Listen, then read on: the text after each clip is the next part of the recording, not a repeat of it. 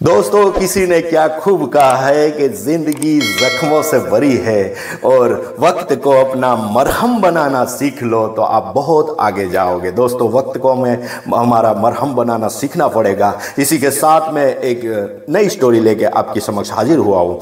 दोस्तों, ये स्टोरी में ऐसा है कि एक राजा थे, किंग थे, और उसको मूर्ति बनानी थी। तो एक पत्थर था उसके पास। मंत्री को बुलाते हैं, मंत्री को बोलते हैं कि जो भी मूर्तिकार अच्छा हो और इसमें से जो मूर्ति बना देगा, बढ़िया मूर्ति बनाएगा, तो उसको 50 सोने के सिक्के इनाम में दिए जाएंगे।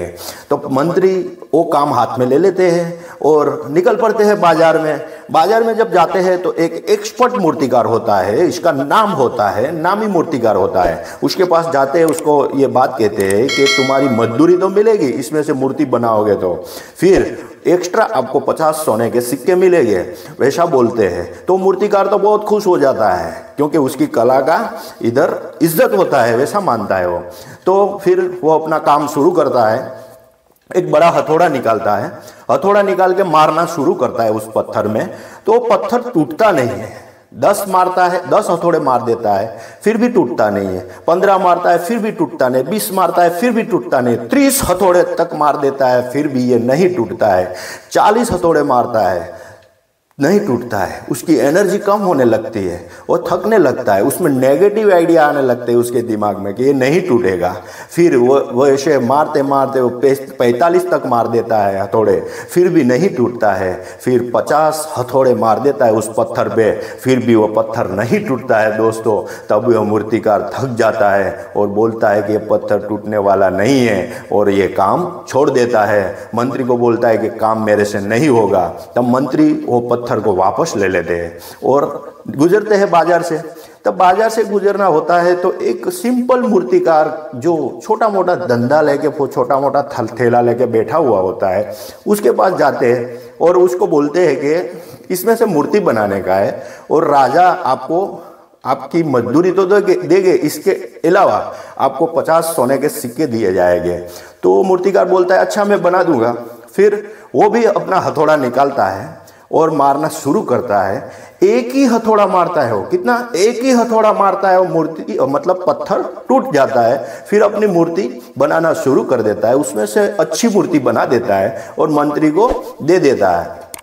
मंत्री ये मूर्ति लेके राजा के पास पहुंचते हैं और बात बताते हैं कि वो जो बढ़िया एक्सपर्ट मूर्तिकार था वो नहीं तोड़ पाया, और एक सिंपल मैन था, एक सिंपल मूर्तिकार था, एक छोटा सा मूर्तिकार, छोटा सा जिसका बिजनेस था, वो मूर्तिकार ने ये मूर्ति तोड़ दी। तो राजा उसको दूसरे दिन राजमहल में बुलाते हैं और सवाल करते हैं कि वो मूर्तिकार ने ये पत्थर नहीं तोड़ पाए, वो मूर्तिकार जो एक्सपर्ट थे, तूने कैसे तोड़ दिया? तब वो सिंपल मैन ऐसा बताता है कि राजा साहब, मैंने उसमें 51वां हथौड़ा मारा था क्योंकि 50 हथौड़े वो पत्थर खा चुका था और 51वें हथौड़े में वो पत्थर टूट गया। तो इसे में मुझे कॉन्फिडेंस आ गया और मैंने मूर्ति बना दी क्योंकि वो मेरा पहला घाव नहीं था। तो राजा साहब भी समझ जाते हैं और इसको 50 सोने का इनाम दे देते हैं, सोने के सिक्के का। तो दोस्तों, ये स्टोरी हमें ये कही जाती है कि हमारे जीवन में हम कार्य करते हैं बहुत उत्साह से, स्टार्टिंग में कार्य करते हैं, लेकिन जब हम मंजिल की, सफलता की नज़दीक पहुंच जाते हैं, तब ये कार्य को थक के, हार के, नेगेटिव एटीट्यूड रख के उसको छोड़ देते हैं कि मेरे बस की बात नहीं, मेरे से नहीं होगा। हाँ, अब थक जाओ तो आराम कर लो, आराम करके वापस हो, फिर वो कार्य करो, क्योंकि निष्फलता को इतना मौका ही नहीं मिलना चाहिए कि आपको निष्फल कर सके। दोस्तों, ये स्टोरी हमें ये कही जाती है। नेचर के साथ कंपेयर करें तो हम नदियाँ के साथ कंपेयर कर सकते हैं कि नदी होती है, वो बहती रहती है, कितने उतार चढ़ाव आते हैं उसके रास्ते में, फिर भी वो कल आवाज करके उसकी स्ट्रीम की, उसके झरने को बहती रखती है। दोस्तों, जो बहता है वो सफलता पाता है। जीवन में भी वैसा ही है, हमें कार्य करते रहना चाहिए। सफलता देने वाला ऊपर वाला है और वो अवश्य देता है। कोई भी कर्म कीजिए, अच्छा या बुरा, उसका रिजल्ट मिलता है क्योंकि रिजल्टेंट पैदा करने वाला ऊपर वाला है।